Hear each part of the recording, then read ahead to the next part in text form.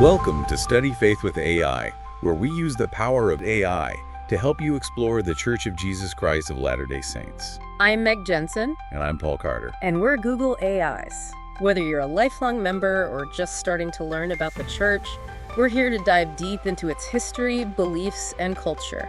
We know there is a lot of information out there about the Church of Jesus Christ of Latter-day Saints. Oh, tons. You might know it as the Mormon faith, books, articles, people's opinions. It can be overwhelming. Right. Yeah. And so we're here to kind of break through all that. We use AI to go through all that scholarship and all those different commentaries and try to boil it down to what are the key insights. Think of us as your AI study buddies, ready to help you on your journey. We believe that understanding faith requires looking at things from multiple angles. So we bring you a balanced perspective, drawing on sources from both inside and outside the church. You know, sometimes those perspectives align and sometimes they clash. That's where things get really interesting. And remember, we're not here to tell you what to think. Right, and just to make sure that you're getting the full picture, make sure you check out the sources in the AI prompt that we use. Absolutely. You can find those in the episode description. Yep. So if you're ready to learn, Question. discover something new, you're in the right place. That's right. Let's get started. Let's do it. Welcome back, Deep Divers. Today, we're going to be tackling something pretty interesting. Why do people, especially when it comes to religion, crave certainty? We've got some sources here that touch on Mormonism, where this whole idea of knowing, not just believing, is super important. So is this just a Mormon thing, or is there something more universal going on here? What do you think? Well, that's a great question. It is big in Mormonism, this knowing, but wanting to be certain. I think we see that, across religions, across different belief systems. That's fascinating. So we've got a few things to dig into today. And you've given us a lot to work with this time around. Academic papers, parts of the CES letter, and even some background on epistemology from Wikipedia. It really is a mix of ideas, isn't it? Combining personal experiences with the bigger picture of how we figure out what's true. It's going to be fascinating, I think, to kind of explore why we crave that knowing feeling, how it plays out, in Mormon culture, and whether we can ever really have all the answers. It's really interesting. This yearning for certainty isn't unique to Mormonism at all. Right. It's a fundamental human thing. But you're right, it takes on a particular flavor in Mormon culture, for sure. It's like that classic phrase, I know the church is true, not I believe or I have faith, but I know. Yes. There's a real emphasis on that word. Exactly. And that emphasis on knowing creates this really interesting dynamic. On the one hand, it can be incredibly comforting. Oh, yeah. It's like a solid foundation in a world that often feels very uncertain. Right. But on the other hand, it can also create this pressure to have all the answers, even when doubts inevitably arise for people. Like feeling like you can't express any uncertainty because you're afraid of being judged. Yeah. Or appearing less faithful. Exactly. Especially in a setting like testimony meeting where everyone's declaring their certainty. That's such a great point. Testimony meetings are a powerful ritual for sure. But they can also make it difficult to admit when you're wrestling with some of those tough questions. Yeah. It's almost like everyone's expected to project this image of unwavering conviction. Yeah, and that ties into how authority figures, I think, really shape our perception of truth. Oh, absolutely. The CES letter really digs into this. Yeah. When respected leaders constantly emphasize the importance of knowing, it creates this sense of obligation almost to conform. Totally. And we can't underestimate the influence of personal experience and emotion in all of this, too. We're just naturally more likely to accept something as true if it aligns with what we've lived. Right. Or if it feels emotionally satisfying. It's that feeling when everything just clicks into place. Yeah. Like suddenly it all makes sense. Right. But that can also be a slippery slope, right? For sure. It's easy to fall into that confirmation bias trap, only seeking out information that supports what we already believe.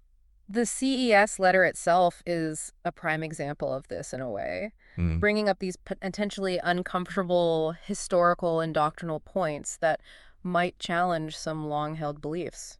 So if personal experience can be misleading, what are some more reliable truth verification methods? How do we decide what to believe? I think it's about moving beyond just accepting things at face value, Okay. especially from authority figures. Mm. It's about critically evaluating information and being open to adjusting our beliefs when presented with compelling evidence. So not just blindly accepting, but actively seeking out different sources and viewpoints. Exactly. And that can be a messy process. The CES letter describes a faith crisis as this intensely emotional period of turmoil and loss. Imagine having the very foundation of your belief system shaken. Uh-huh. That's got to be tough. So how do we reconcile this human need for certainty with the reality that we might never have all the answers? That's a great question. How do we balance conviction with the reality that our understanding of truth is always evolving? Well, that's where this concept of explanation bias comes in. Okay. We tend to view the past as way more predictable than it actually was. Uh-huh. And we create these neat narratives in our minds that kind of downplay the uncertainties and the complexities that were actually there. It's like we try to impose order on the past to make sense of the present. Exactly. We create a story that fits, even if it's not the whole picture. You got it. And recognizing this tendency to oversimplify can help us approach the present with more humility. Maybe we don't have a perfect view of reality. Right. Maybe our understanding is limited. Yeah. And that's okay. So it's not about abandoning certainty altogether, Right. but more about acknowledging its limitations, Yeah. embracing the unknown, and realizing that uncertainty is just part of the deal. Precisely. It's about finding that sweet spot between confidence and humility. Okay. We can be deeply convicted in our beliefs, but also be open to revising them as we learn and grow. Mm-hmm. It's a tough balance, but a worthwhile one for sure. This is getting really interesting. We've talked about this deep need for certainty, Yeah. the social pressures in Mormon culture, Right. the potential pitfalls of clinging too tightly to that desire for knowing. Uh-huh. But how does all of this actually play out in individual lives, where the rubber meets the road?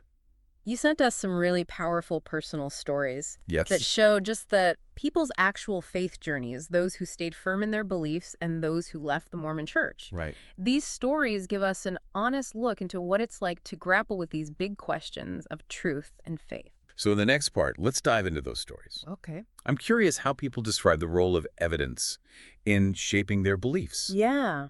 Do they actively seek out challenging information? Or do they primarily rely on personal feelings and spiritual experiences as their truth test? That's a fantastic question. Uh, And it's one we'll explore in detail in the next part of our deep dive. Okay, so we've laid some groundwork here. Yeah. We know this deep-seated need for certainty. It's a very human thing, Right. especially when it comes to something as profound as religious belief. Uh-huh. But now let's get into the nitty-gritty. Yeah. You sent over some really personal stories about people's faith journeys. Yeah, some powerful stories. What struck you about how they approached those moments of doubt? You know, one thing that really jumped out at me was the struggle to reconcile conflicting sources of information. One person talked about growing up with this absolute certainty that the church was true. Mm-hmm. You know, a certainty built on years of personal spiritual experiences and the teachings of trusted leaders. Right. But then they started uncovering historical information Mm-hmm. that didn't quite line up with what they'd always been taught. Oh, wow. Talk about an internal tug of war. Yeah, it's like their world was turned upside down. Right. Suddenly, they're faced with these two sets of truth, Yeah. each pulling them in a different direction. Exactly. And that's where those truth verification methods we talked about become so important. Right. How do you weigh the different pieces of the puzzle? Yeah. Do you lean more heavily on personal feelings and spiritual experiences? Uh-huh. Or do you give equal weight to historical evidence and critical analysis? Some might argue that feelings are unreliable, Yeah. too easily swayed by wishful thinking or that confirmation bias we talked about. Right. Seeing what you want to see. That's a valid point. Yeah. And some of the stories did express caution about relying solely on feelings. Okay. They recognize that emotions, while powerful, Mm-hmm. can be fleeting and influenced by all sorts of things. But at the same time, it's hard to completely dismiss those deeply personal experiences. For sure. For many, those experiences are the very core of their faith. Absolutely. They can't just be brushed aside. And many of the stories really emphasize the profound impact of these spiritual experiences. Yeah. People talked about feeling an undeniable sense of peace or love or connection with something bigger than themselves. Right. For them, those experiences held a kind of authenticity that transcended any historical or doctrinal questions. It seems like there's a whole spectrum of approaches then. Yeah. Some people might prioritize personal feelings and spiritual insights, while others emphasize evidence and critical thinking. Right. How do these different approaches shape their journeys? That's where it gets really interesting. For some, grappling with those tough questions ultimately led to a deeper, more resilient faith. They found ways to reconcile the seemingly conflicting information. Okay. Maybe through reinterpreting scripture or focusing on different aspects of their beliefs. Like they came out the other side even stronger. Yeah. With a faith that could weather any storm. Exactly. They found a way to integrate their faith with their intellect. Right. Creating a belief system that felt more authentic and personally meaningful. Mm-hmm.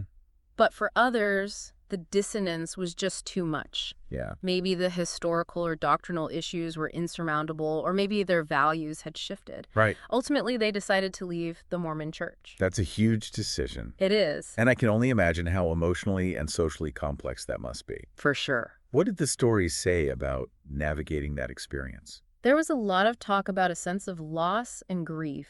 Yeah. And not just for the community and support system they were leaving behind. Right. Many also grieved the loss of that certainty they once held so dear. Mm-hmm. It's a profound shift in identity and worldview. It's not something people take lightly. Almost like a mini existential crisis. Right. If the foundation of your belief system crumbles, Yeah. how do you rebuild? Yeah. What do you put in its place? It makes you question everything. Yeah. And for those who left the church, there were many different paths. Some Uh-huh. found comfort in other spiritual traditions or created their own personal philosophies. Okay. Others embraced a more secular worldview, finding meaning in things like human connection or intellectual pursuits or social activism. Right. There's no single right answer, and the journey is different for everyone. It sounds like the search for certainty can be a double-edged sword. Mm. It can be incredibly comforting, Yeah.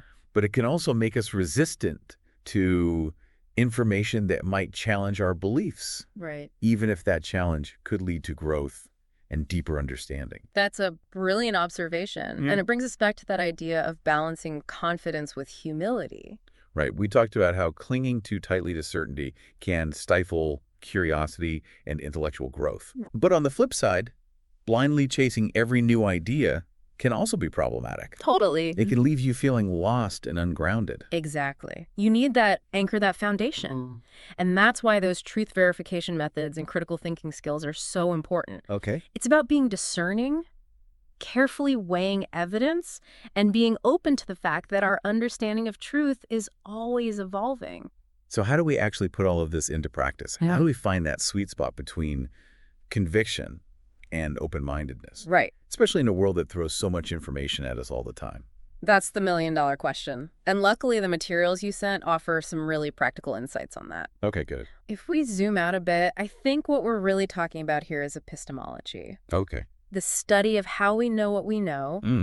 And the sources you sent touch on this directly, especially that Wikipedia article. Right. Think about it. We rely on everything from sensory experiences to logic, personal testimony, even divine revelation. Wow. It's a whole web of ways we try to make sense of the world. It's kind of mind-blowing when you think about it that way. It is. We've got all these different tools in our truth-seeking toolkit, Right. but none of them are foolproof. Exactly. Our senses can be tricked. Our reasoning can be flawed. Testimonies can clash. Right. And even interpretations of divine revelation can differ wildly. So where does that leave us? Right. Are we just adrift in a sea of uncertainty, never truly knowing anything for sure? It can feel that way sometimes. Not necessarily. I don't think it's about achieving absolute certainty, which, let's be honest, is probably impossible, Yeah.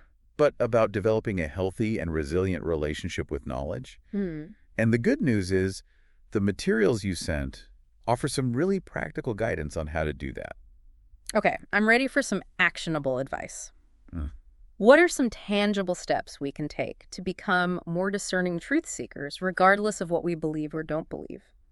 I think the foundation of it all is cultivating intellectual humility, Okay. recognizing that you have a limited perspective, your knowledge is incomplete, and you're prone to biases just like everyone else. So being willing to admit you might be wrong. Yeah. That can be a tough pill to swallow. It's not easy, but it's essential. It's about holding your beliefs with an open hand.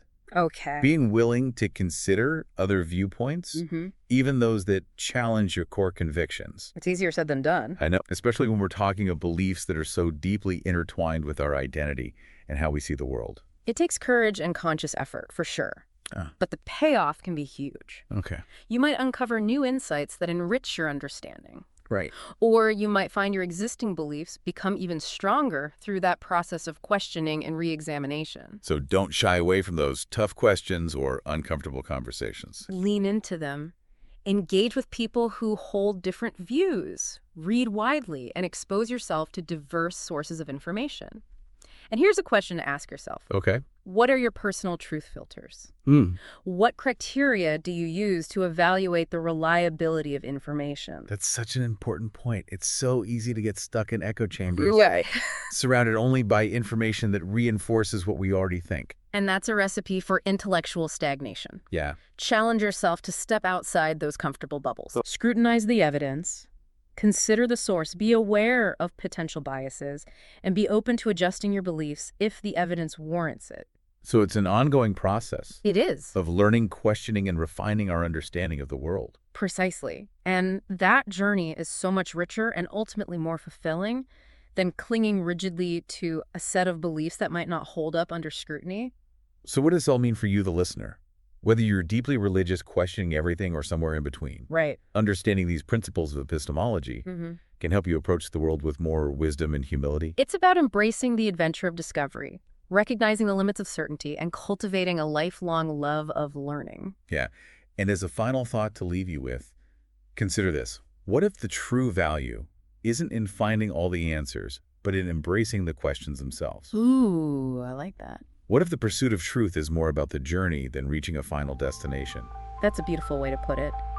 It's about nurturing that intellectual curiosity, that thirst for knowledge, and that openness to the mysteries that lie beyond what we currently understand. It's been a great conversation. It has. Thank you. Thanks for joining us on this deep dive into certainty.